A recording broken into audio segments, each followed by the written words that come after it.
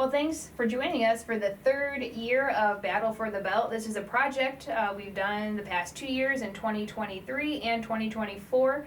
This is our final year here in 2025. But before we start with the 2025 growing season, we want to take a look back and see what we saw in terms of results last year. So just as a reminder, Battle for the Belt is looking at which crop should we prioritize first in the spring, corn or soybean. We know that farmers have a limited number of suitable field work days, and oftentimes they have to make that decision, which crop should I prioritize planting in the spring. We are targeting 5 planting dates, with the first one what we call an ultra early planting, anytime between late March into early April. Second planting date is early, mid to late April. The third planting date is what will fit more in a normal category, anytime between early to mid-May or even the end of April. Late planting date is late May into early June, and then we have a very late planting date from mid to late June. So this is allowing us a side-by-side comparison of corn and soybeans planted under pretty much the same conditions, fields that are next to each other. We are completing this work at the 3 research stations managed by Ohio State University. We have the Western Station in Clark County. We have the Northwest Station in Wood County, and the Worcester campus in Wayne County. Again, we are going into year 3 of this project, and we are excited about what we can learn. Besides planting dates, whenever we talk about planting dates, corn or soybeans, there are other factors that we should also be considering, and that's something that we are looking at through this work. In the soybean side, we are testing 4 different seeding rates with each planting date. We are doing seeding rates as low as 100,000 seeds per acre, and then we have 40,000 seed increments all the way up to 210,000. So 100, 140, 180, and 210,000 seeds per acre. On the corn side, we are not doing seeding rates. Instead, we are looking into hybrid relative maturities.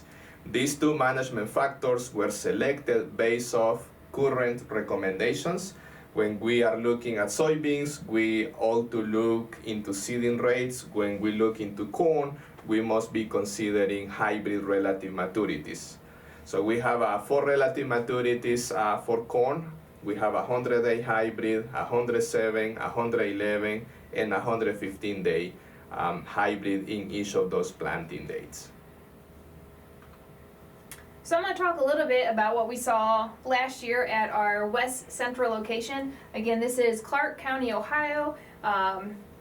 No stranger to stress in Clark County, Ohio. Unfortunately, in 2024, we kicked off the season with really wet weather. So this is a picture of the fields flooded on April 11th.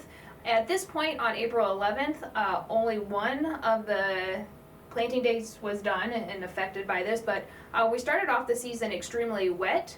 We also had freeze damage that came in April 21st and April 22nd. Again, this only affected our first planting date, which was March 25th last year. From the bean side, we saw a lot of plants die. On the corn side, the above ground biomass was severely damaged, and it died because of the frost, but the growing point for corn is still under the ground at that point, and the corn did regrow. It still looked a little uneven to me throughout the year, but the corn did come back after that stress. Here's some pictures as well of that post-recovery from the freeze. This is May 7th. You can see our soybeans are there, but our plant populations are extremely low. They were averaging somewhere between 40 and 50,000 plants per acre, so very low there. But the corn did recover from that freeze event. So looking at our results from West Central Ohio, I'm going to set this graph up first. So the blue line here is corn, and the orange line is soybeans. And Osler mentioned we also looked at the different seeding rates and different relative maturities for corn. And so what we did in this graph is we took the best yielding seeding rate and the best yielding hybrid. For corn, there is a planting date by hybrid interaction, but we picked the best one for each planting date to put on this graph. And so what we see with corn, statistically the first 3 planting dates yielded the same, maybe a little bit of that downtick for early planting, but first 3 were statistically the same. Once we get beyond that 3rd planting date though, yields are reduced quite a bit going into the end of May and into June. For soybeans, the first 4 planting dates statistically yielded the same. Numerically, our highest yielding soybean was that first planting date on March 25th that yielded 74 bushels per acre, but statistically the first 4 were the same, but then when we go out to June, soybean yields are reduced by about 20 bushels per acre, so a pretty big reduction there. What's interesting is our highest yield numerically was that March 25th planting date, and our plant population was right around that 40 to 50,000 plants per acre. When we look at the other planting dates, our plant population averages well over 100,000 plants per acre. So really interesting to me to see soybeans yield so well under extremely low plant populations. We will look now at the Northwest Station. This is Wood County. And a little bit of an overview of what we found in the season is actually our first planting date at this location didn't go in until the middle of May. We tried March, we tried April, it was too wet. A lot of water, a lot of flooding issues. That picture there on the left, it kind of indicates the lack of access to those fields during April and the first half of May. So our first planting day, middle of May there, and then some good showers and storms into June. And we will talk more about this at the end, and then we were kind of wet and pivoted into dry conditions that didn't help too much there. So 5 planting dates are presented here in this graph for the Northwest location. Again, orange line is soybeans, blue line is corn. Best hybrid for the blue line in corn, best seeding rate for the orange line in soybeans. What we see from last year, 2024, our grain yields for corn, they were not statistically different if we look first and second planting date, middle of May, and then 1 week later or so. In the case of soybeans, similar results. First 2 planting dates gave us higher yields, middle of May, 1 week later, and then for both crops, we had dramatic yield losses as we were planting into June.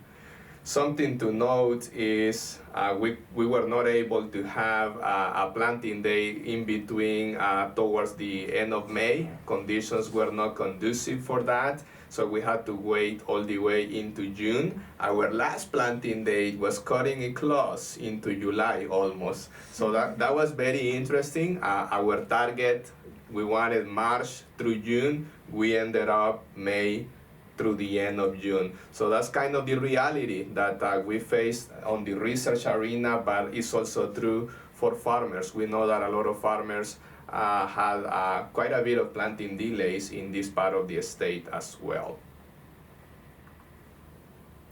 And last but not least, we will look at the Northeast results. This is Wayne County. That's where I am located. I get to see these plots more often. Unlike the other 2 locations, we didn't have much of stress and pressure at this location. Corn was looking good for the most part. We got good planting dates, good conditions. Usually we have surplus moisture where we are actually, but we were able to sneak in with no problem last year. In terms of soybeans, very good canopy, a few open gaps here and there, but as we know, soybeans do a pretty good job in compensating and filling in those areas, those empty spots, branching, pods, and seed development. What are the results showing us? Blue line for corn, orange for soybeans. The first 3 planting dates for corn were statistically similar. That's letter A's. We are talking here about 200 bushels to the acre. As we delay planting in corn into first week of June or middle of June, that's when we start losing quite a few bushels for that yield. So that's something that we need to keep in mind there. Difference, it could be anywhere 30, 40 bushels to the acre in the corn side. Now in soybeans, not dramatically different from what we saw at the other 2 locations. Soybeans maximizing yield with that first planting date and the third planting date in this case. A little bit of a push down on the second planting date with a letter B designation, and those yield decreases just continue going on towards early June and the middle of June. Soybean yield differences approximately 10 to 15 bushels from the best planting date being early and the worst planting date being late. So we mentioned having really wet conditions at West Central and Northwest last year, but after those wet conditions, we pivoted to dry conditions very quickly, and by September, all 3 of our research locations were affected by some sort of drought.